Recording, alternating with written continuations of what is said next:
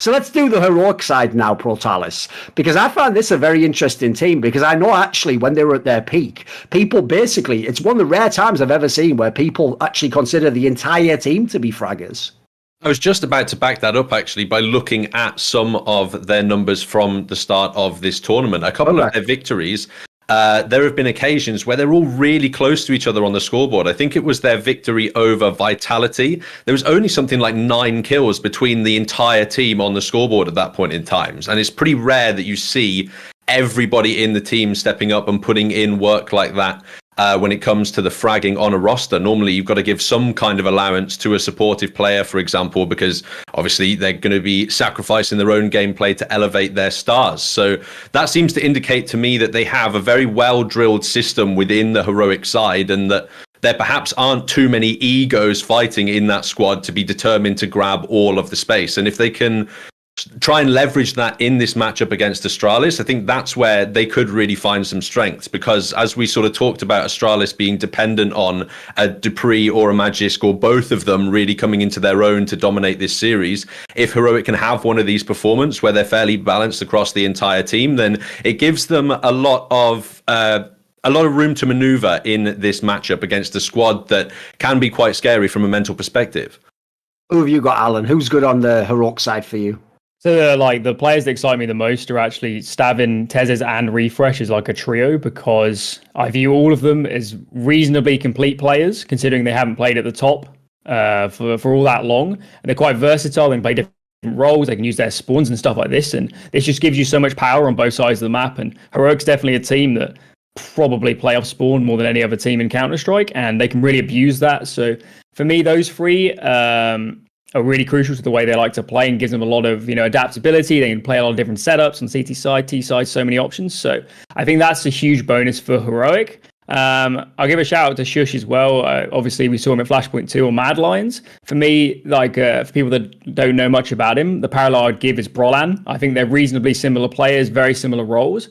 And, he's just incredibly solid. He plays his spots well. He's a good aimer and all that. But, he's great at playing these role-playing positions. And potentially on this team, when I speak about those other players who are going to want some more space, going to want some more freedom, pull around themselves a little bit, you need a player like Shush to, fill in the gaps. And so, yeah, I've been impressed by Shush in this lineup. I was impressed by him anyway on Mad Lions. But I think with these players, maybe under Cadian, maybe under Hundam before he left, I think he's blossomed quite a lot into a much more well-rounded player.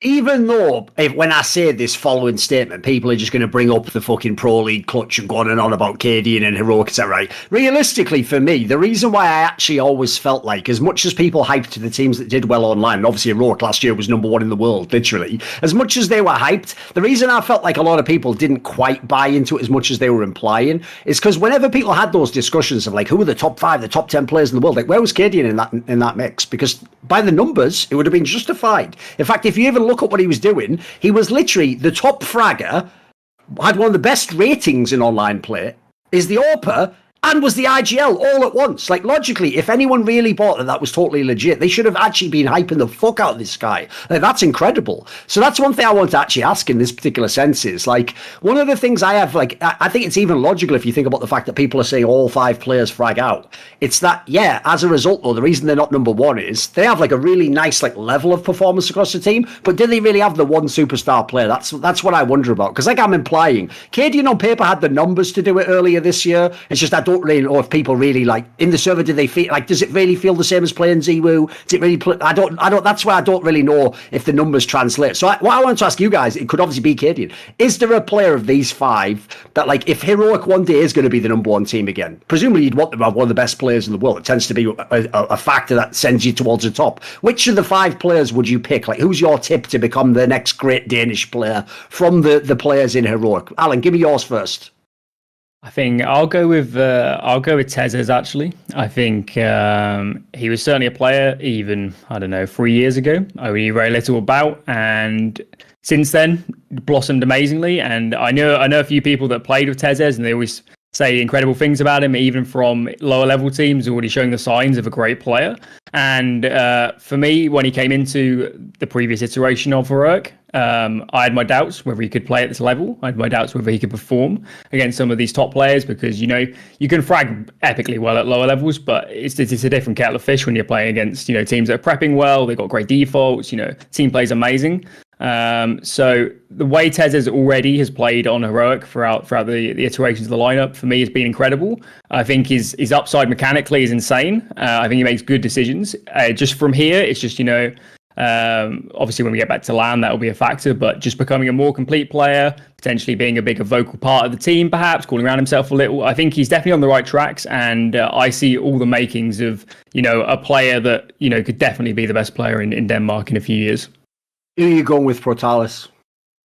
I think it's a really interesting question. I think if I had to pick anybody from the squad, it would probably also be Tezes. But my issue is almost goes along with the point that you were making earlier, in that there isn't really anybody from this squad who jumps out at me at superstar material, a superstar level material within this squad. They all sort of seem that they're like a good group of players who can work cohesively well as a unit and seem to be performing sort of maybe greater than the sum of their parts in that regard when they do work well in the team system. But unless, you know, there is a great mind like a Carrigan, for example, who's great at fostering new talent, or somebody, well, like a Hunden before, obviously now his relationship with the organization has fallen apart a little bit. Without that kind of an essence in this team, I don't really see any of the individual players surpassing into that superstar form, because it does almost feel like, as you mentioned, once Cadian has started to take on more of the tactical work, it feels like, as Hunden has become more and more detached from the organization,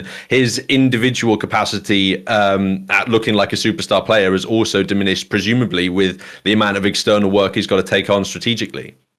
Yeah, I do think that that's also a part you have to consider with Heroic in general. Is, I mean, I made this point last year, but people kind of ignored it, which is, if you go and look last year, I believe it was something like roughly 1 month after Hunden was technically banned from being their coach, that they just went like this with the online results. Before that, they were like, worst place scenario, they'd play like, you know, quarterfinals of a tournament. If not, they would be in contention or they would be in the final. Soon as Hunden was like banned, they dropped. And then when he came back, no joke, yes, they made a roster move as well. But that was when they went back up again. They started to have that spike again. So to me, the idea they're not going to have him at all, because at the moment, it's not like there's not, again, kind of like the device to a stars thing. There's no big blockbuster replacement. Like they haven't signed Zonic, for example, yet.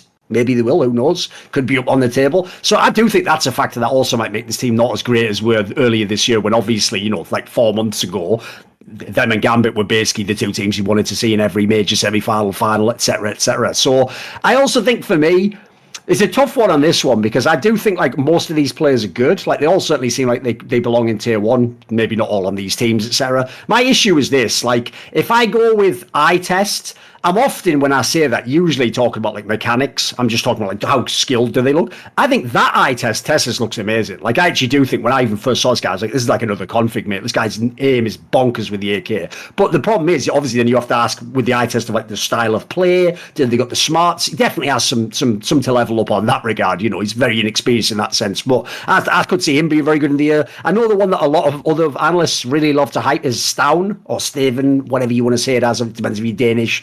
That's the one where I actually I'm a little bit more out. Like he looks like a good player, but this is pure speculation from my point. But I actually do think this is how narratively you build the storylines. I have to say, when I watch him play though, he always looks like a little bit too hesitant to me. Looks like he hasn't quite like himself mastered his game, or isn't always as confident in situations. So sometimes I feel like it's a little bit subdued in that sense. Want to see more cool, funny, interesting clips based on topics from my content? Well, subscribe to this channel then, or, you know, be a pleb and don't.